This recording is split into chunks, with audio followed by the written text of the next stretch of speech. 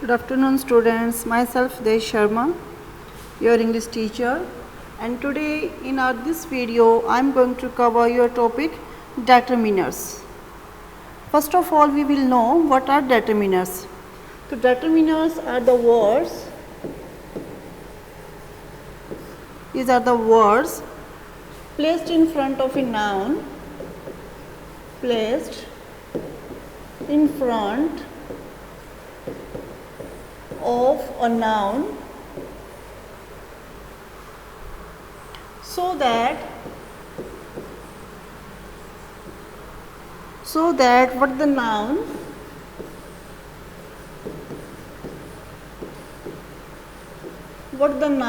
is referring to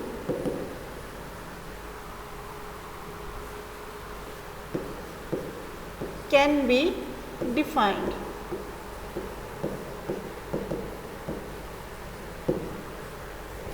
ये जो words होते हैं ये डेटर्मिनर्स आर द वर्ड्स जिनको किसी भी नाउन के आगे प्लेस किया जाता है और उससे फिर जिस भी नाउन को हम रेफर करते हैं वो अच्छे से डिफाइन हो जाती है. For example we have a sentence book is mine. We have another sentence this book is mine. Here we are not able to understand which book, and in the other sentence here is given this book. ये वाली book मेरी है और ऊपर वाले में given नहीं है. So in this word this is a determiner. There are many other examples of determiners. For example, there are some, many, few, a, an, the. There are many type of determiners in our English. So determiners can be categorized in many categories. First of all, we have articles. We know that there are three articles in English: a, an, the. The is known as definite article.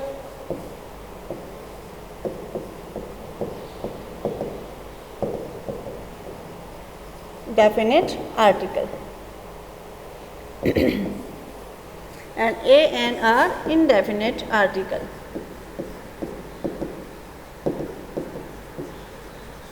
अब इन सभी के uses हम पहले वाली class में बहुत अच्छे से पढ़ चुके हैं.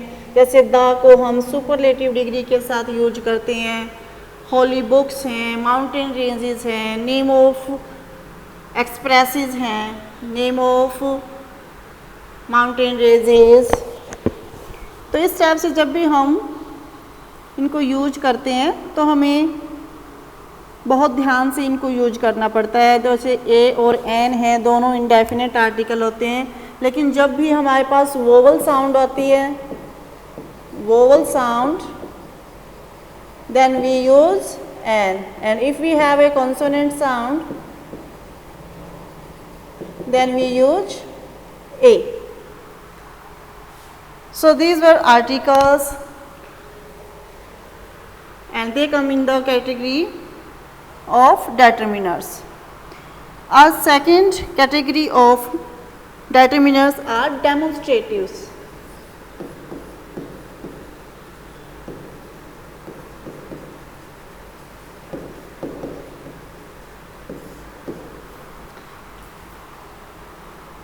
डेमोन्स्ट्रेटिव कौन कौन सी आर्टिकल होते हैं, कौन कौन से डेटर्मिनर्स होते हैं? सॉरी बेटा, this, that, these, those. These words are known as demonstrative determiners. Our next category is possessives.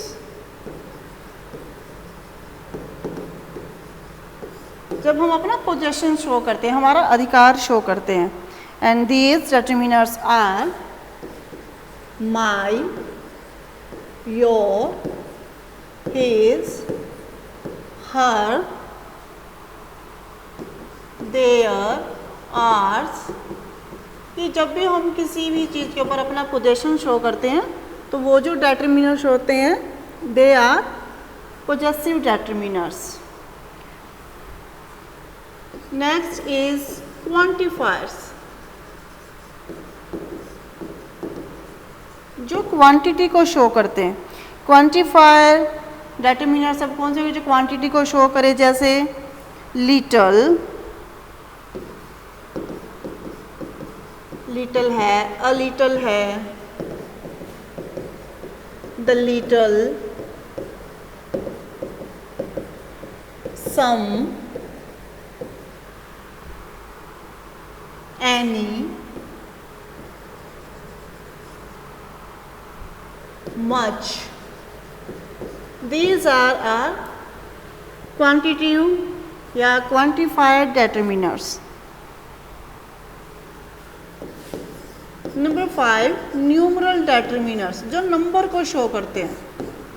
अब नंबर को जैसे 1, 2, थर्ड लास्ट, सेकंड लास्ट, इस टाइप से जो भी हमारे ये नंबर को शो करने वाले होते हैं उनको न्यूमरल डेटर्मिनर्स के अंदर रखा जाता है। अब न्यूमरल डेटर्मिनर्स की भी 3 क्वालिटीज़ होती हैं, वो कौन कौन सी? इसी के अंदर हम मैनी, एवरी, इनको भी ऐड किया जा सकता है यहाँ पे। तो न्यूमरल के अंदर बेसिकली 3 पार्ट होते हैं न्यूमरल के। अब न्यूमरल के जो फर्स्ट पार्ट है वो है numbers, second is distributive,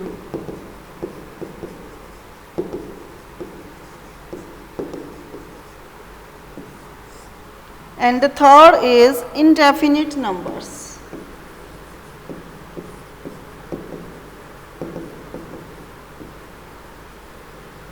indefinite numbers.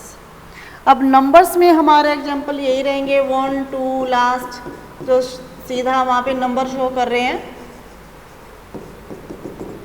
Third, fourth, fifth.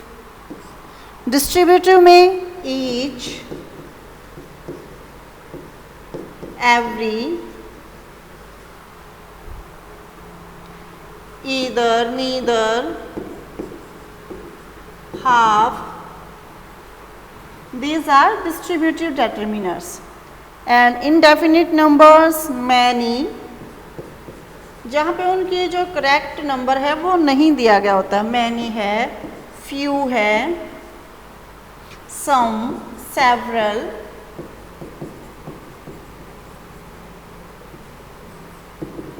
these are our indefinite number. इन सब में आपको सिर्फ यही याद रखना है कि ये जो सारे हमारे डेटर्मिनर्स हैं ये न्यूमरल डेटर्मिनर्स हैं।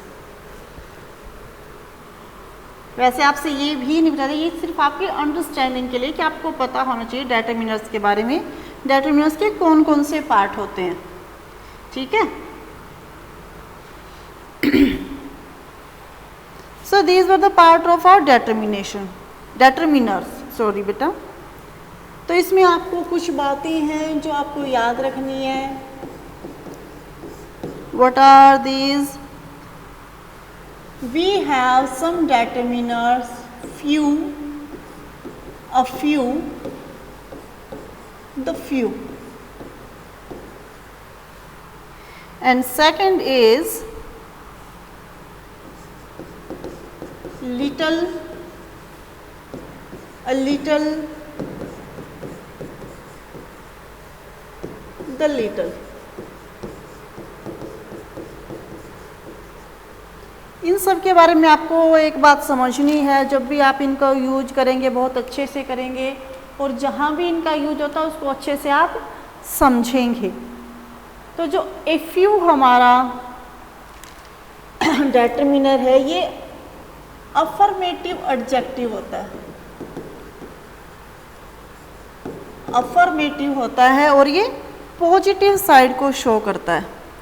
It means some at least, कि कुछ है, इसका मतलब होता है ये। इसी तरह से जो हमारा अ लिटिल है ये भी हमारा अफर्मेटिव होता है, ये पॉजिटिव साइड शो करता है और इसका मतलब भी यही होता है सम एटलीस्ट। लेकिन जो हमारा फ्यू है, फ्यू होता है वो नेगेटिव होता है। अगर सेंटेंस में फ्यू का यूज किया गया तो वहाँ पे वो नेगेटिव सेंस के अंदर यूज किया जाता है, ठीक है। And it means not many, इसके अंदर नॉट पहले से इंक्लूड होता है। The few it implies to statement, one negative and the other is affirmative, कि जो इसके होते हैं ये दोनों सेंस के अंदर यूज होता है, दोनों के अंदर यूज होगा। इट मीन्स अगर हमारे सामने सेंटेंस है आई करेक्टेड द फ्यू मिस्टेक्स, कि मैंने कुछ मिस्टेक्स को ठीक कर दिया। दैट राम हैड डन, जो राम ने की थी।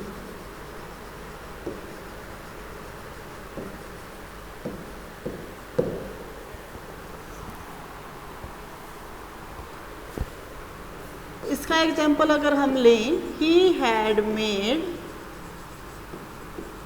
अ फ्यू मिस्टेक्स, उसने कुछ मिस्टेक्स की है, यानी ये कुछ गलतियाँ ज़्यादा नहीं की है उसने। और अगर यहाँ पे सेंटेंस है he had made a few mistake, तो उसने कुछ गलतियाँ की हैं, वहाँ पे कुछ गलतियाँ नहीं की हैं। यहाँ पे मीनिंग है यहाँ पे कुछ गलतियाँ की हैं और वहाँ पे कि कुछ गलतियाँ की हैं उनको करेक्ट कर दिया जो उसने की थी, वहाँ पे उनको स्पेशल हाईलाइट किया जा रहा है। इसी तरह से अ लिटिल है अफर्मेटिव होता है, इसका मतलब होता है कुछ। जो लिटिल है वो नेगेटिव होता है। For example he had little money, अगर हमारे सामने ये सेंटेंस है ही हैड लिटिल मनी, तो इसका मीनिंग क्या है कि उसके पास ज़्यादा पैसे नहीं हैं, इसके अंदर नहीं शामिल है। अ लिटिल में he had a little money, इससे आप क्या समझोगे कि उसके पास कुछ पैसे हैं। एंड द लिटिल, ये बोथ मीनिंग शो करता है, नेगेटिव भी और पॉजिटिव भी। For example he spent the little money he had, उसने उसके पास जो पैसे थे वो सारे स्पेंड कर दिए। तो आपको ये इनका मीनिंग है वो अच्छे से समझना है। Okay, thank you students.